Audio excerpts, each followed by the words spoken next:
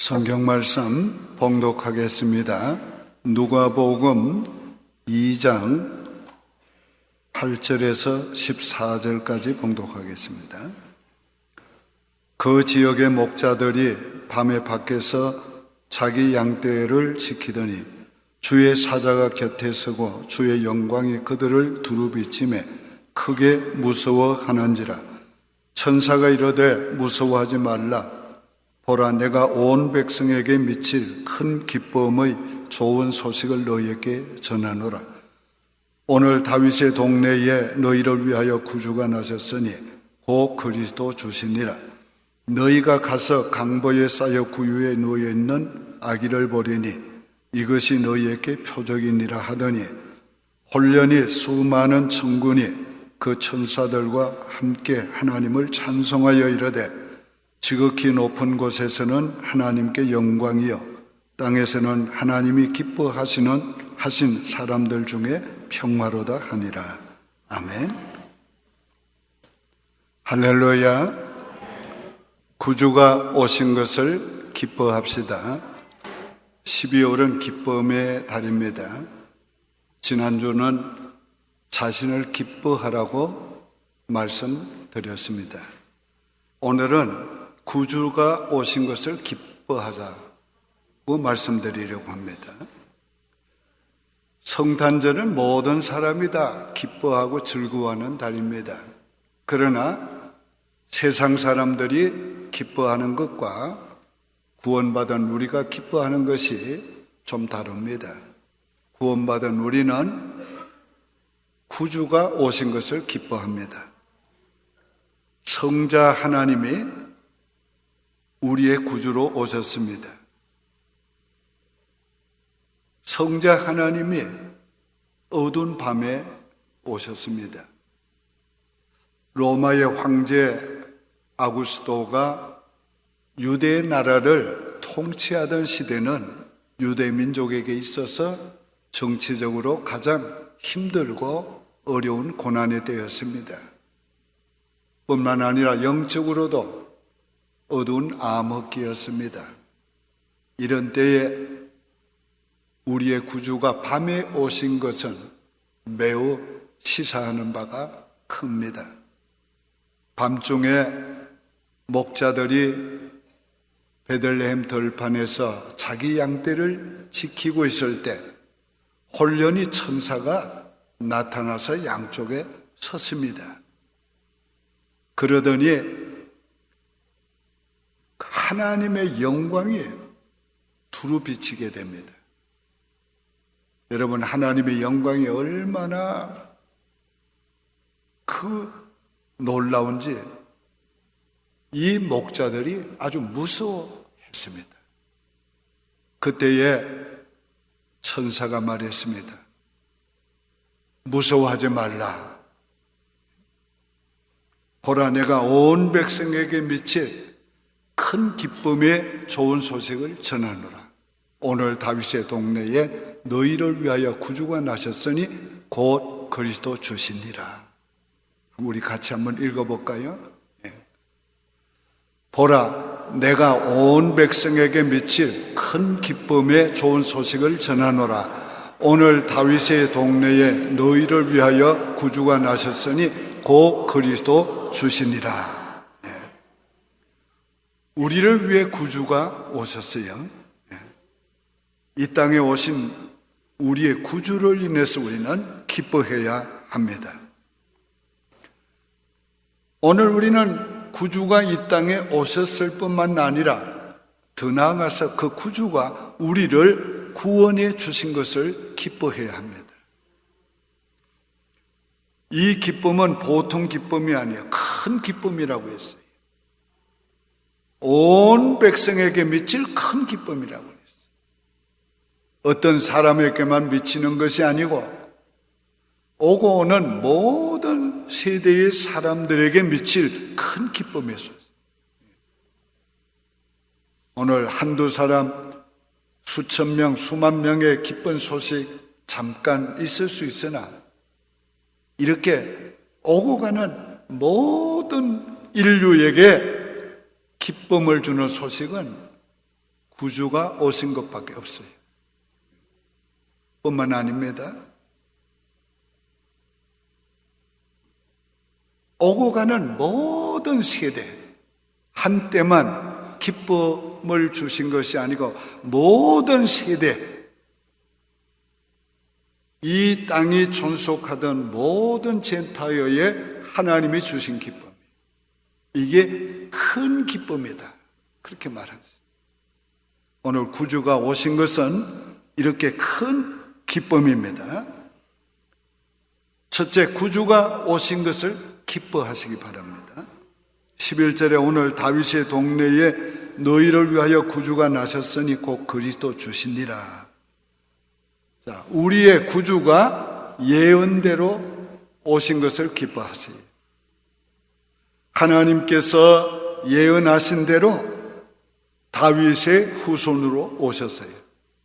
하나님이 예언하신 대로 유대 땅 베들레헴에 오셨어요. 하나님이 예언하신 대로 처녀의 몸에 잉태되셔서, 성령으로 잉태되셔서 여자의 몸에 오셨어요. 하나님이 정하신 때에 오셨어요. 갈라디아 4장 4절은 때가 참에 하나님이 그 아들을 보내사 여자에게서 나게 하시고 율법 아래 나게 하셨다고 했습니다. 예수님 어느 날 갑자기 오신 게 아니에요. 하나님께서 창세전에 계획하시고 그 계획하신 것을 인류의 조상 아담이 범죄한 직후에 발표하시고 여자의 후손으로 아들을 보내실 것을 발표하시고 4,000년 동안 선지자들을 통해서 계속해서 예수님이 유대 땅 베들레헴에 오실 것, 예수님이 다윗의 후손으로 오실 것, 여자의 몸으로 오실 것을 예언하시고 때가 되매 다윗의 후손으로 베들레헴에 여자의 후손으로 오셨습니다. 오늘 우리는 하나님이 계획하신 대로 뜻을 이루신다는 것을 믿어야 합니다. 우리를 향하신 하나님의 뜻도 하나님이 계획하신 대로 섭리하실 것이고 이루실 것입니다.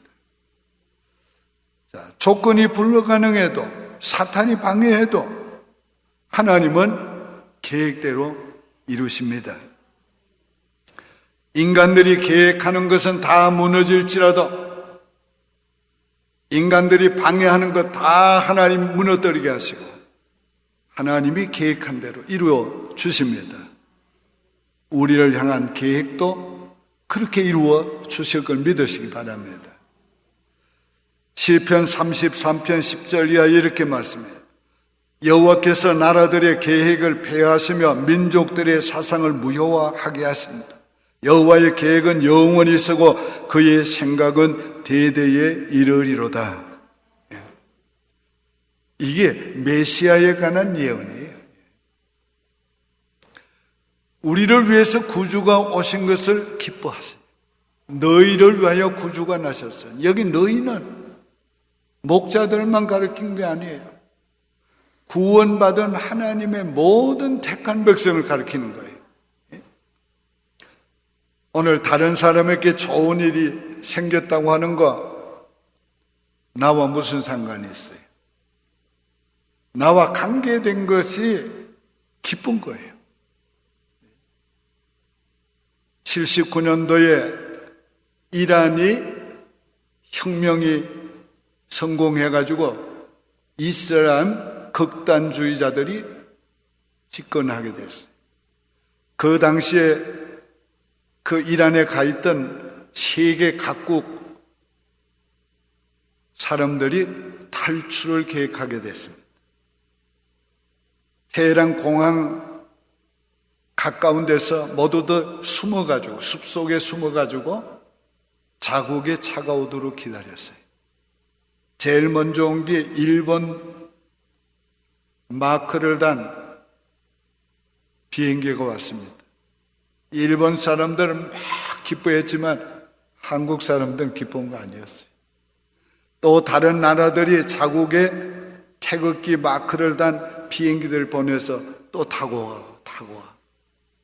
근데 한국 비행기는 좀 예정보다가 2시간 늦게 도착했어요. 태극기 마크를 단 칼기가 딱 왔을 때 그때 진짜 한국 사람들은 기뻤던 거예요. 그런데 그런 기쁨과 비교할 수 없는 기쁨이 우리를 구원하기 위해서 오셔서 우리를 구원해 주신 구주의 오심입니다. 이 기쁨은 오늘 우리로 하여금 영원한 기쁨을 주신 것입니다. 우리를 구원해 주신 것을 더 나아가서 구원해 주신 걸 기뻐해야 돼요. 성자 하나님이 오셔서 우리를 구원해 주시지 않았으면 오늘 우리가 어떻게 됐겠어요?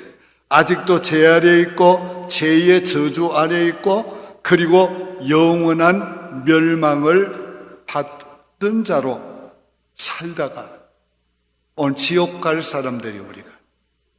그런데 오늘 우리의 구주 예수 그리스도가 오셔서 우리의 죄를 대속해 주시고 우리로 하여금 의롭다함을 주시고 멸망에서 영생 구원을 주심으로 오늘 우리로 하여금 영원한 천국에 갈 수 있게 만들어 주셨다. 오늘 만약에 우리가 구원받지 못했으면 사탄의 지배 아래서 어둠의 인생을 살았을 거예요. 알지 못하는 무지 어두운 죄악 속에서 갈 바를 알지 못하고 우리가 살았을 거예요. 그러나 오늘 예수 그리스도가 우리를 구원해 주심으로 우리가 하나님의 자녀의 권세를 받았고 진리를 따라서 살게 되었던 거예요. 밝은 빛 가운데 살게 되었어요. 우리의 구주로 오셔서 우리를 구원해 주신 것을 생각할 때 우린 진짜 기뻐해야 돼요. 더블로 기뻐해야 돼요.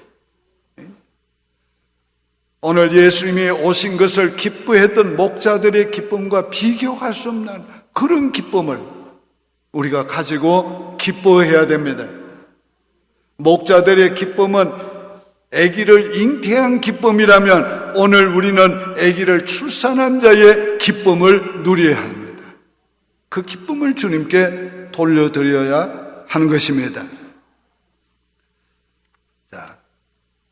두 번째는 하나님이 영광 받으신 것을 기뻐하시기 바랍니다. 지극히 높은 곳에서는 하나님께 영광이요. 천사들은 여기 보니까 허다한 천군이라고 그랬어요. 하늘에 있는 모든 천사들이 예수님의 탄생을 노래했습니다. 그 노래의 내용이 하늘에서는 하나님께 영광이요. 한번 상상해 봐요. 하늘에 천군 천사들이 합창하는 그 노래를 한번 코러스를 한번 생각해 봐요. 지난 주일에 우리 교회에서 메시아 연주회했습니다.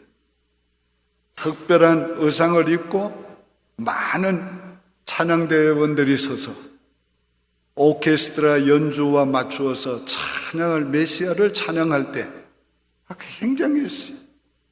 근데 이 천군 천사들의 찬양과 비교가 되겠어요? 그 찬양의 내용이 하늘에서는 하나님께 영광이요. 왜 이렇게 천사들이 하나님께 영광이라고 말했을까요? 하나님의 구원 계획이 성취된 것을 하나님께 영광이라는 거예요. 창세전에 계획하신 구원 계획이 수천 년 동안 참고 기다리시다가 마침내 때가 되면 성자 하나님을 아들을 이 땅에 인간의 몸을 입고 태어나게 하신 그것이 하나님의 구원의 계획이 이루어진 놀라운 사건이라는 거예요.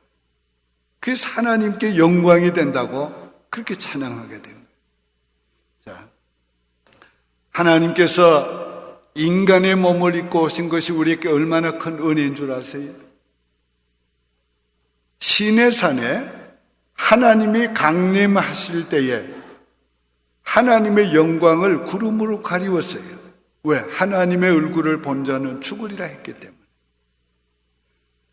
그런데도 하나님의 임재하실 때에 막 나팔 소리가 우렁차게 울리면서 그 시내산이 하나님의 임재를 감당하지 못해서 흔들렸다고 그랬어요. 여러분 시내산 가보신 분 알겠지만은 어떤 산인 줄 아세요? 굉장한 산입니다. 완전히 암석으로 된 산인데 특별한 암석이야. 붉은빛을 띠는 그 거대한 돌산이 막 지축이 흔들렸다는 거예요. 그럼에도 불구하고 하나님이 가까이 하지, 그 산 아래까지 가까이 하지 못하게 했습니다. 그것이 하나님의 임재입니다. 만약에 예수님이 그런 모습으로 오셨다면 우리가 어떻게 돼요? 그런데 인간의 몸을 입고 오셨어요. 어린 아기로 오셨어요.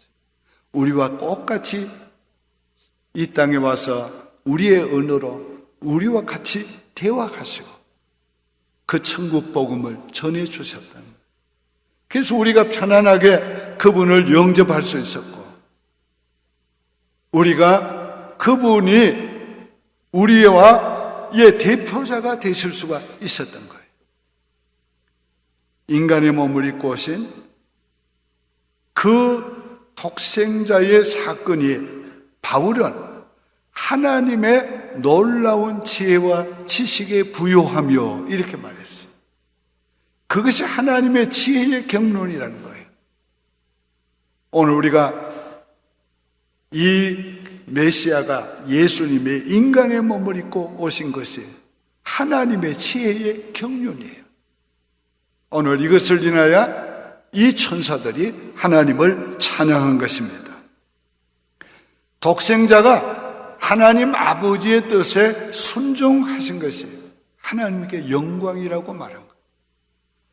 자, 하나님이 세상을 이처럼 사랑하사 독생자를 주셨으니 이는 저를 믿는 자마다 멸망치 않고 영생을 얻게 하려 하십니다.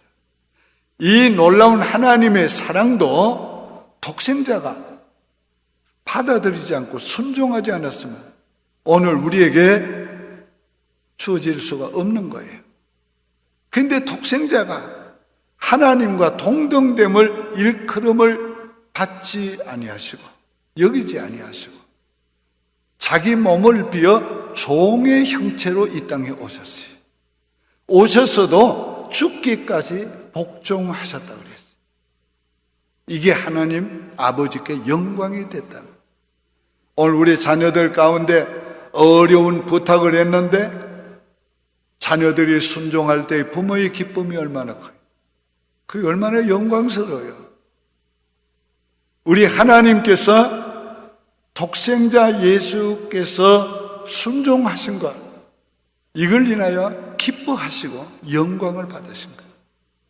예수님이 이 땅에 오셔서도 죽기까지 복종하셨다고 그랬어요.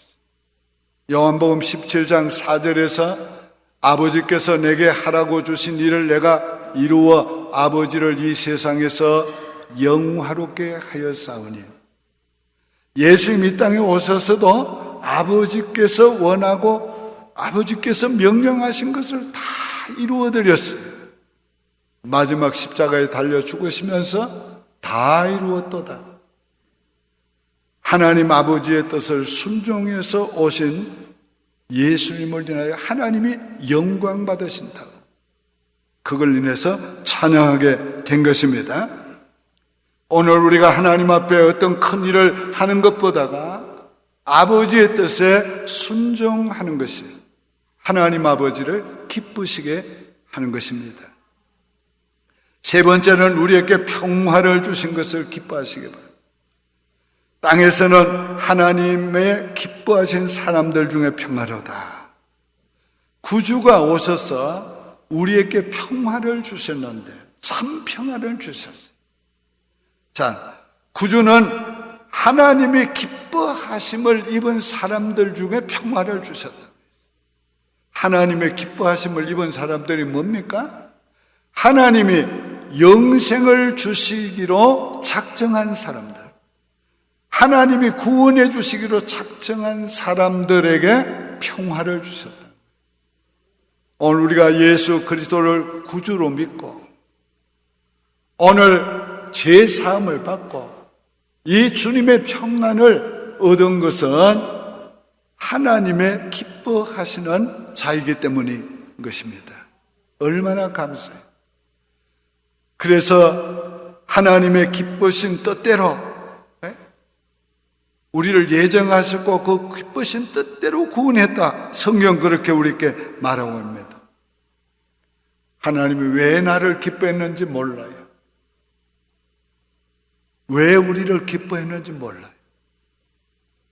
하나님은 마지못해 우리를 구원하신 것이 아니고 기뻐하셔서 우리를 구원하기로 작정하시고 때가 되면 우리로 하여금 예수 그리스도를 믿어 구원받도록 해 주신 것입니다. 예수님이 주신 평안은 이 세상이 주는 것과 같지 않다고 그랬어요. 요한복음 14장 27절에 평안을 너희에게 끼치노니 곧 나의 평안을 너희에게 주노라. 내가 너희에게 주는 것은 세상이 주는 것과 같지 아니하니라. 너희는 마음의 근심도 말고 두려워하지도 말라. 자, 세상이 주는 평안이 얼마나 그것도 귀중해요. 우리가 뭐 돈이 많고 권세가 있고 모든 걸 다 가졌어도 평안이 없으면 그 아무 소용이 없는 거예요. 평안은 그렇게 중요한 거예요. 그런데 그 모든 평안이 조건적이에요. 일시적이에요. 그러나 예수님이 주는 평안은 조건을 초월하는 거예요. 예수님이 주시는 평안이 어떤 평안인가 보세요. 존재적인 평안이에요. 예수님 존재 자신이 얼마나 평화로운지 봐요. 풍랑이는 바다에서도 편안히 쉬시는 평안이에요.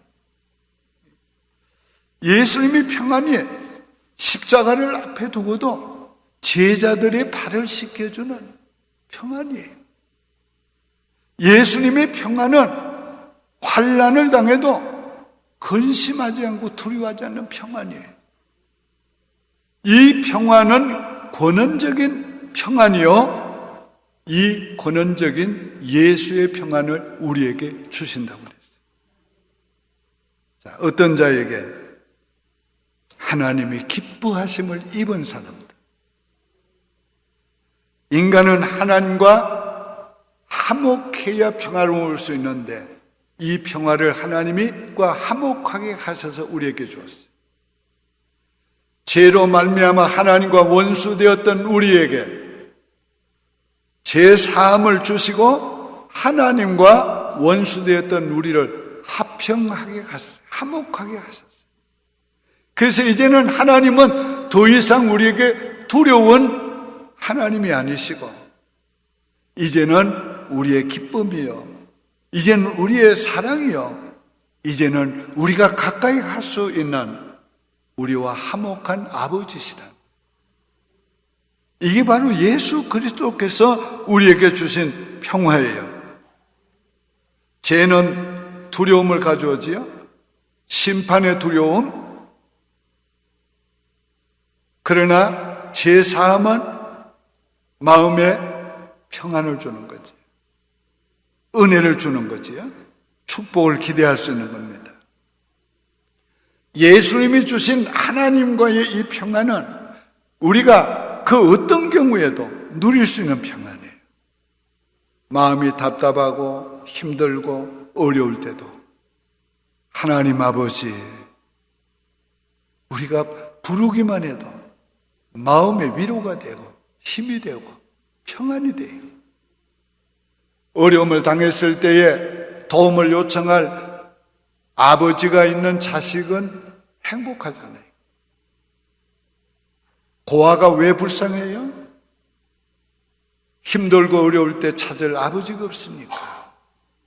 오늘 하나님을 믿지 않는 사람들은 힘들고 어려우면 낙심하고 절망하고 그러잖아요.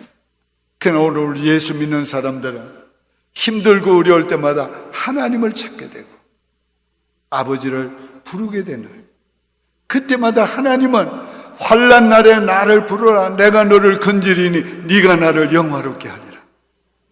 그럴 때마다 하나님 건져주시고 하나님을 영화롭게 할 수 있게 만들어 주십니다. 아, 하나님 아버지가 해주셨다.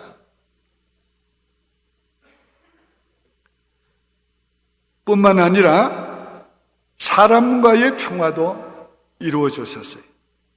예배소 2장 14절에 그는 우리의 합평이신지라 둘로 하나를 만들어서 원수된 것 곧 중간에 막힌 담을 자기 육체로 허시고, 이 말씀은 결코 하나가 될 수 없는 유대인과 이방인들의 사이에 막힌 담을 예수님이 친히 십자가에 죽으심으로 허물어 줬다는 거예요.